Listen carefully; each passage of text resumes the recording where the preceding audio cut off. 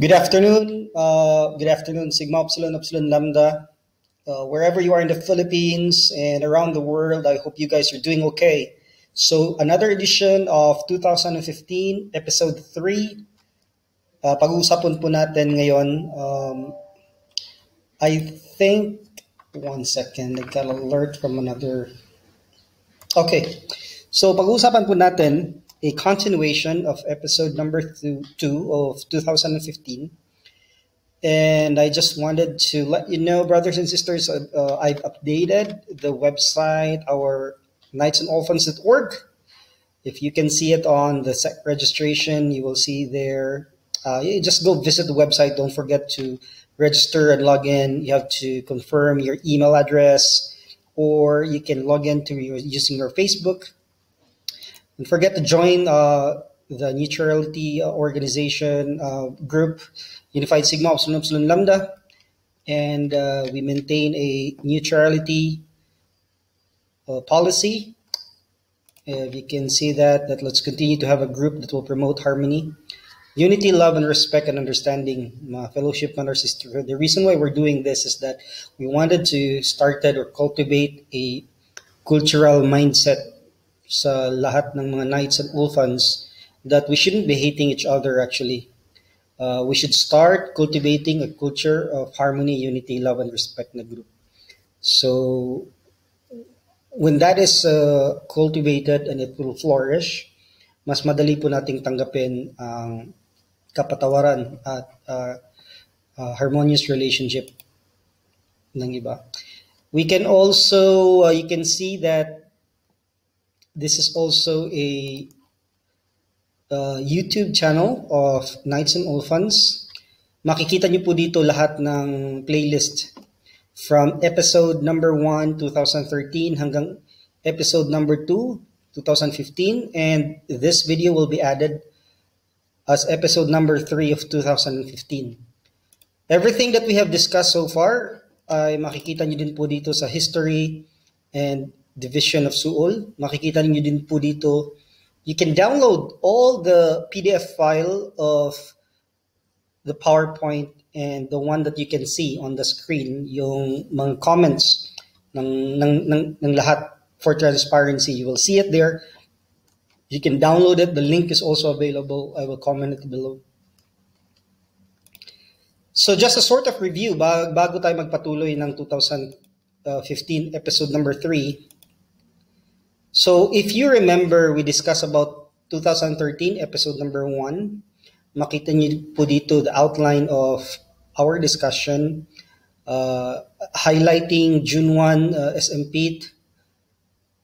Pagkapanalo niya recently after May, by June, he submitted a formal complaint to the group, to the council, against Eric Sion. So, related to malversation of organizational fund. That's 2013. Ngayon po, 2014, makikita niyo po dito, I reviewed all the comments and posts again. Nakita ko dito, in May 11, 2014 pala, that SMP signed an expulsion letter expelling expulsion si Edeline Carrion and Knight Rene Indrina. So that was May 11, 2014. So you have to remember that May 11, 2014, kakapanalo na lang ni Pete, kakapanalo ni Pete last year, but following year, May 11, 2014, there was an expulsion letter expelling to the organization. Pinaalis si Edeline Carrion and Knight Rene on the grounds of love affair, no? So may love affair relationship nangyari. Because of that, Brad Pitt in-expel niya, expulsion or talagang completely vanish or pinalis sa organization. A month after that, 2 months after that, nakita natin SM versus DonDonGomez. Nag-conflict din sila regarding the ID episode of SUUL.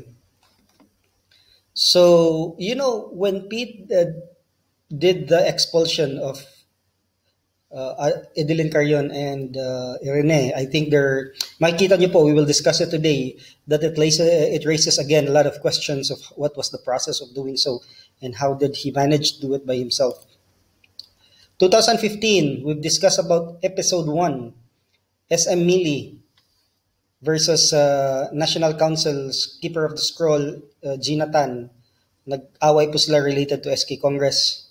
So there was a pag-aaway na sinasabing bakit dapat hindi nakikialam ang wife ng SM. January, same also sa comment ni Gina Tan, SM Pete versus Gina Tan and DonDonGomez. Kasi nga si Gina Tan, si Marlon, nasa DAPECOL during that time, wanted to send a letter to the authorities asking for clemency, executive clemency o pagpapa-reduce ng sentence. No? So it was Marlon reached out to Gina Tan, and Gina Tan reached out to DonDonGomez for help, which DonDonGomez gladly did so. So he helped Gina Tan, he helped draft the letter and send it. So it causes some, parang problema kasi para kay Pete, bakit si DonDonGomez ang instead of siya? Parang ganun yung ng story, ano? So it causes some parang okay, it's instead of kay Pete, no? He's the SM during that time. Si DonDonGomez yung na-reach out to Gina Tan. So it causes a problem in the long run. So nakita din natin that SM Pete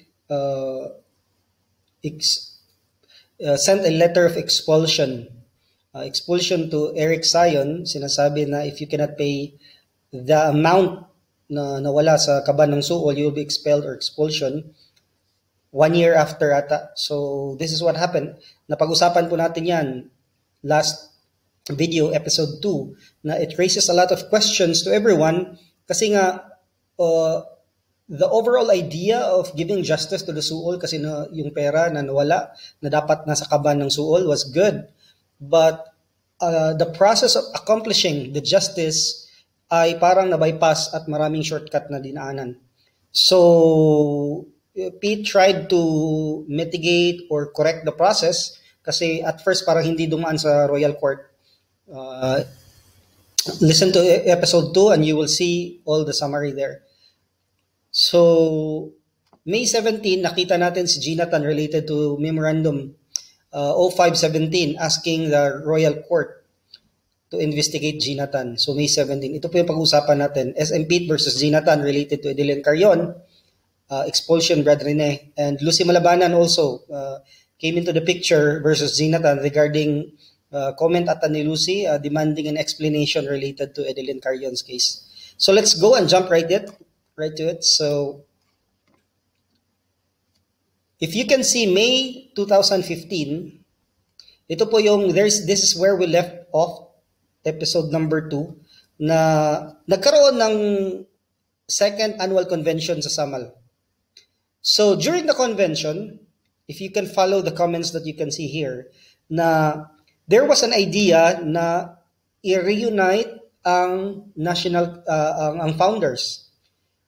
And because gusto na i-reunite ang founders, the idea was gaganapin yun sa CMU. And during this time, it is already announced that Davao will host the 13th Constitutional Convention. But because of this idea na sa CMU na lang gagawin, at the same time, ang mga founders, it will serve as their reunion. So, in short, during the National Council's meeting sa Samal, in-approach ng National Council meeting, na National Council officers, in the person of Amy, Sis Emmy Castrodes, that sinabi na, sis, this is our idea, na i-move natin yung venue from Davao region to CMU, kasi nga, i-reunite natin yung founders. So sabi ni Emmy, I cannot take that decision, although he is one of the officers, or chairman, hindi siya chairman, but one of the officers sa Davao region, saying that I will take this up to the group. So makita nyo sa comment. And they were given until July 5, 2015 to comply or to respond.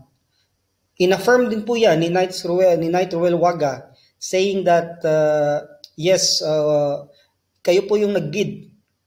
And sa Katbalogan, you're the one who bid last 2013 sa Katbalogan, summer during CONCON. So, okay, in courtesy din naman, we'll give you ample time so that you can decide or comply or whatever they require. And then please inform us, sabi niya. So going down, that was our discussion last time, episode number 2, right? So let's proceed. Okay, now there is a big issue actually. May 28 after the second annual convention.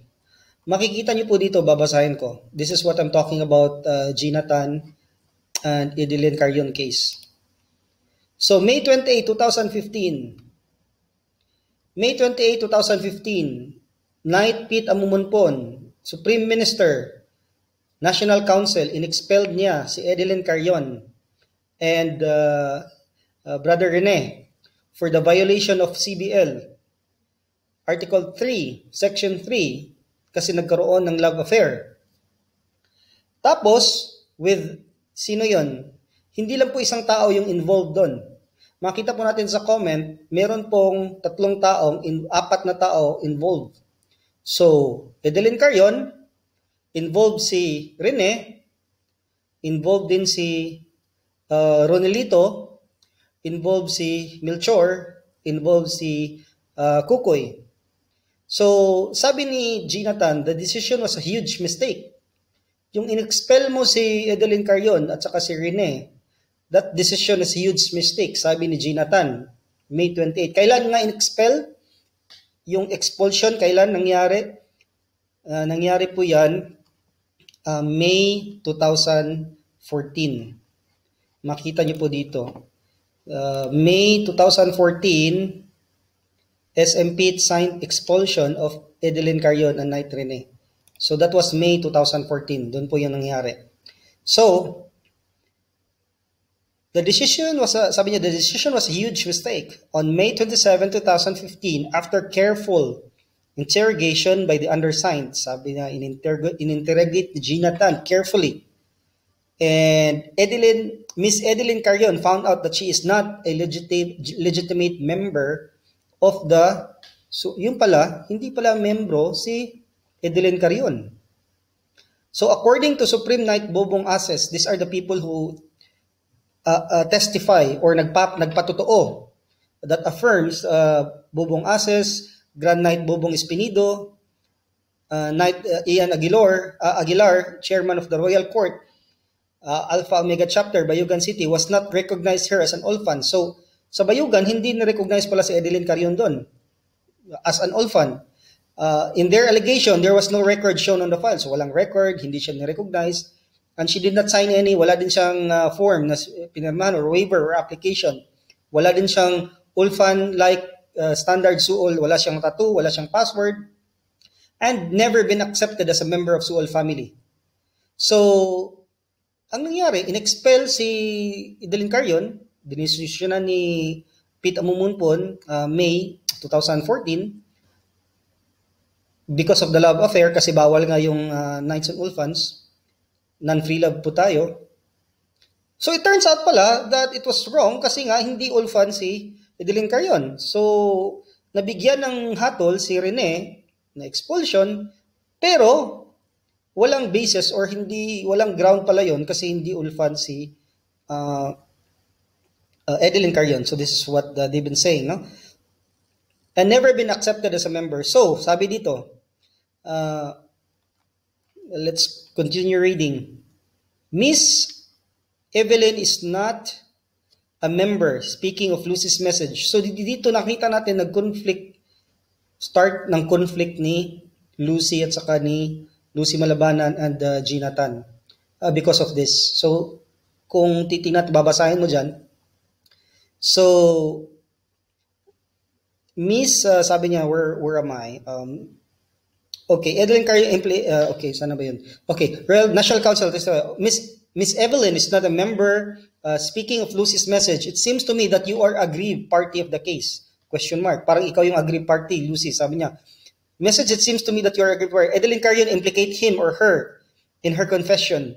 So, him or her, sino kaya sa 3 or sa 4 na minention ko ang sinasabi ni Jonathan na, Lucy, in-implicate naman ni Adeline Carion siya. So, sinong siya yon? What is your problem? Anong problema mo? Am I the one who solved and cleared the name? I am the one. Sabi niya, I am the one who solved and cleared the name of 4 knights who are involved in the controversy. Sabi niya, anong problema mo? Ako nga yung nag-solve at klinaro ko yung controversy, clear ko yung pangalan nila, and now, you are posting this nonsense idea? Why are you exaggerating? Bakit mo in-exaggerate, Lucy? Why are you posting this nonsense idea? Nga nung ikaw man ang nag-react, so why are you reacting? Sino ba? Who are you to demand my explanation? So it's like Lucy demanding an explanation to Jonathan with a certain someone, I'm not sure sino sa apat sa kanila, and pinapalabas na parang mali ni Lucy, no? So as this thing. So sabi niya, I solved the case with, not Lucy, but Gina. Correction. I solved the case without the assistance of National Council, Royal Court, sabi ni Jonathan. You must delight what I am doing, that I cleared the scandalous act, and you treated me like that. So parang nasaktan si Jonathan kay Lucy Malabanan because parang Lucy is pointing out to Jonathan na demanding an explanation at parang siya yung, it turns out parang siya yung may kasalanan or something. So we don't know the real story. Hindi ko mahanap yung post. It's between them, or if you have any if you can shed light to what happened, then you're welcome to do so. So naaman si Adeline sa Manila. Adeline's there in Manila karon. So si Brad Lito, he can go to Adeline and confront her and saying, but ako nadamay. So it's like saying like that. So I'm doing the good thing to help them. So sila man ang pumasok dito, sila din yung dapat magsosolve dito. Sabihin ko ulit, si Brad Lito is the one who's aggrieved. Na-aggrieved si Brad Lito kasi nga na-involved siya doon sa allegedly, no, kay Adeline Carion. So dapat sila yung mag-usap at pupuntahan niya yung love affair. So I think si Lucy Malabanan is like parang clear niya yung name ni Lito. And Jonathan is saying that, why are you reacting like that? Ako nga, clear ko nga yung name nila. So sinasabi niya, si Adeline Carion andyan sa Maynila, papuntahin mo si Brad Lito doon at i-clear kung may problema siya. Sabi niya, I'm going to read again, continue reading. Usbon ko, si Brad Lito is the one who's aggrieved, na agrabyado. Let him go to Adeline Carion and sila po yung mag-usap doon. Bakit nadamay daw yung pangalan niya doon sa love affair? Dapat hindi. So kung hindi naman totoo, Brad Lito, magpapadala siya dapat ng sulat to clear his reputation. Ang sinulat daw dito ni Jonathan, sinabi dito, is that what I wrote here is that the investigation that was kinumpisal ng respondent si Adeline Carion. So, ang sinulat ko lang dyan, kung ano sinabi ni Adeline Carion, kung na-implicate yung 3 or 4, edi implicated sila. Parang huwag kayong magalit at sinolve ko nga yung problema at clear ko yung pangalan niya. So, hindi ba kayo magsasaya? Di mo malipay. Inyong mga paborito. So, he was saying, referring to Lucy, no, na ang paborito mo si Lito, ay imong mga paborito, gi-clear ko ang ilang gusot o ilang problema. Si Adeline lang ang makatestify ni dili ikaw. So, sad to say, Jonathan saying, sad to say that the case has ended out without the action of Royal Court or the National Council. Indeed, I am saddened, sabi niya, upon learning that some members of the SUUL has nothing to do except to malign and blame me. Don't get me wrong, Jonathan speaking. For your information, their names were already implicated since May 11, 2014. Ang mga pangalan pala nito, Melchor, Rene, Ronelito, Kukoy, their names were already implicated since May 2014 after Brad Pitt Amumunpon signed the expulsion document against Adeline Carion and Rene Indrina. So it was between Adeline Carion, Rene Indrina, and implicate lang yung Melchor, Ronelito, and Kukoy Kagubkob na name, no? And others. But it happens that since Adeline Carion is not an Ulfan, so sabi niya, that was the wrong decision na ginawa ni Pete Amumunpon. From the Supreme Minister that he is filing a formal investigation against me based on his memo. So ngayon, ito pa lang si Pete Amumunpon nag-file ng investigation and formal letter, memo number 517, hindi ko na makita to at hindi ko mahanap. Where is this memo? Dated May 17, 2015. So the undersigned, Jonathan, sabi niya, I'm willing to be investigated by the Royal Court and National Council sa pangmulo ni Ruel Waga, provided that dito sa Cebu gagawin because ang respondents means Jonathan is dito sa Cebu. So this is the whole story, and makikita niyo do another comment. I think that Brad Pitt a moment po SM saying that Jonathan has already exceeded his boundaries. So Jonathan asking question, boundaries, Supreme Minister Pitt Amumpon. For your information, I did not exceed my boundaries. As member of this existing organization, I have the right to express my opinions and suggestions and to effective channels of communication. Article 4, Section 8, Bill of Rights, you said I am acting immature.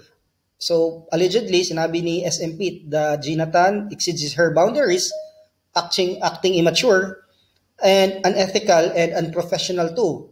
So, being our Supreme Minister, you must act as a role model, but you did not. Allegedly saying Jonathan, the National Council here, skip of the scroll, saying to the National Council Supreme Minister, why you attack me? Because I retaliate and fight back to express the negative opinions. This is my Bill of Rights in Article 4, Section 8. So, what do you mean by false accusation? You are the one responsible to expel Miss Edeline Carion and Brad Rene. It happened that Edeline is not an orphan. That is not your job. It is the job of the Royal Court. So, allegedly, again, Jonathan is saying that ikaw yung pinaka-mastermind na expel si Edeline Carion and Rene, but it was not your job at all. It is the job of the Royal Court. So, yan yung sinasabi niya. So, again, nakita natin dito that meron pala talagang idea si Pitt na ibabypass yung hierarchy ng organization. So, again, Jonathan is saying that it was the job of the Royal Court. So, parang hindi, again, dumaan sa Royal Court yung expulsion na nangyari yun. Which, again, ginawa niya kay Eric Sayon. But buti na lang, maraming nag-complain, so pinadaan niya again sa Royal Court. It happened that Edeline is not an orphan. This is not your job. It is the job of the Royal Court. National Council, who has the official mandate, it is you who signed the expulsion wrongfully after confession by respondent last May 11, 2004. So nag-confess pala itong dalawa. So since nag-confess itong dalawa, sinay ni Brad Pitt yung expulsion. So in-expel sila. And it turns out, since hindi pala orphan si Edeline Carion, so that was a wrong call at all.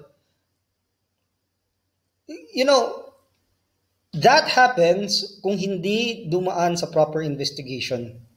Kasi kung totoong dumaan sa proper investigation yan, you wouldn't, sign something na alam mo, proper investigation.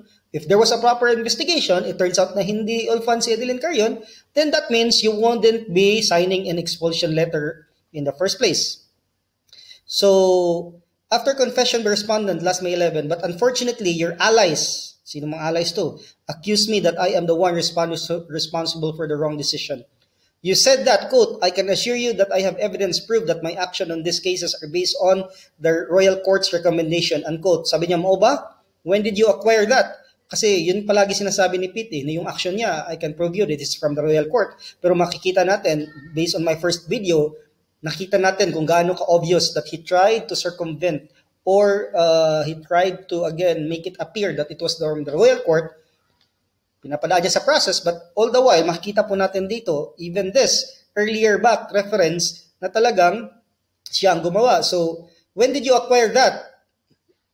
Dili ba ni lutong Macau? It's like layman's term na parang gawa-gawa lang to. If you only acquire just now means you are not transparent. So if you acquire the Royal Court approval, so ibig sabihin you violated your own slogan na transparent in my administration. First video ko 2013 episode 1, makikita po natin that Pitt's slogan sa kanyang administration is transparency. except hindi siya naging transparent siya sa finances, transparent siya sa lahat ng activities and everything, except when it comes to due process. Royal Court's decision, expulsion ng mga when it comes to conflict, hindi siya naging transparent doon kung how did they arrive on that kind of process. So, going down, babasahin po natin, makita mo dito si Marie Kimaya. It seems to me that this has become a spitting contest of who can spit the most. Conversations went on circle, issues has become a broken record played over and over again. The issue has gone overboard. In short, dili na lahi na, personala naman no? So this is what they say. So, marami ding nag-say dyan, nag-comment sa post ni Jonathan. In fact, Lucy Malabanan was also commented. Sabi niya, it's clear. Okay, clear. But if you deny it, nothing I can do. I just stand for the right.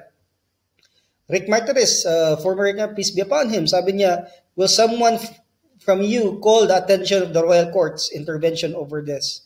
Let us have them mediate this. Kasi nag-aaway na nga si Supreme Minister at saka si Keeper of the Scroll Jonathan, and Rick Martires wants the National Council na mamagitan, no? So, unta walay dapigan. So, I put a comment and note there that no doubt, magaling si SMP sa organizational management. Pero this is the second time he has been questioned pagdating sa conflict management and decision making sa proseso. So no doubt, yung transparency niya na mangyari sa organization about the decision na gagawin, it's there, it's honored. Makikita po natin the financial records, the documentation, the minutes of the meeting, everything is transparent. No doubt about that. So organizational management, may mga taong magaling doon. But when it comes to conflict management, when you are managing an organization, hindi lang po isang aspect ang titingnan sa management eh. Dapat magaling ka sa financial management, organizational management, lalong-lalo na po sa conflict management. It's one thing that I learned when I became manager myself, no? We had trainings and trainings and trainings, and it take a lot of strokes and years of lesson learned and experience so that you will be able to mix or have a right stroke in different folks, no? So, pagdating sa conflict management, one of the difficult jobs sa isang manager kasi we are dealing with people. We have people na may kaalay and all these things. So, you have to be very careful and be transparent on how you come and arrive with that decision. So, nakita po natin dito again that for the second time, Jonathan is accused SMP na hindi transparent kasi May 2014, in-expel niya si Edeline Carion and Rene, and it turns out na parang walang proper investigation, hindi dumaan sa Royal Court, walang ebidensya, and it turns out lately nang lumabas na hindi pala si Edeline Carion ay ulfan. That means hindi pwedeng ma-expel si Rene. So it was a wrong decision or wrong call made by Pete himself. And nakita din natin sa first video natin sa 2015 that again, trinay ulit na gawin ni Pete to na one-man rule or one-man authority. Trinay niya kay SM Sion na wala pang investigation pero nag-draft na siya ng letter of expulsion. Many people raised the question and asked kung dumaan ba sa tamang proseso. So pilit niya again inayos yung proseso na yon at in-insert niya at sinubmit niya lahat ng findings and investigation sa Royal Court. So, nakita natin, he already has a history of doing so. So, I will end my video for episode 3, 2015 dito. Later on, pag-uusapan po natin sa episode 4 ang magandang nangyari. Just a sneak peek of episode 4. Walang umattend ng online meeting ni isa sa National Council Officer. It's been 6 months at hindi pa nakasubmit ng statement of receipt and disbursement. Sabi September daw pero wala. Outstanding amount pa ang host venue sa t-shirt at may utang pa sa meals. This is Pete Amumumpon talking about yung remember sa Samal, it's been 6 months already. Di ba dapat July yung deadline? Walang nangyari I think. And I think humingi si Pete Amumumpon ng mga disbursement, mga receipts and everything. So, pag-uusapan po natin yan sa episode number 4, 2015. And I'll see you on the next video. Thank you for tuning in.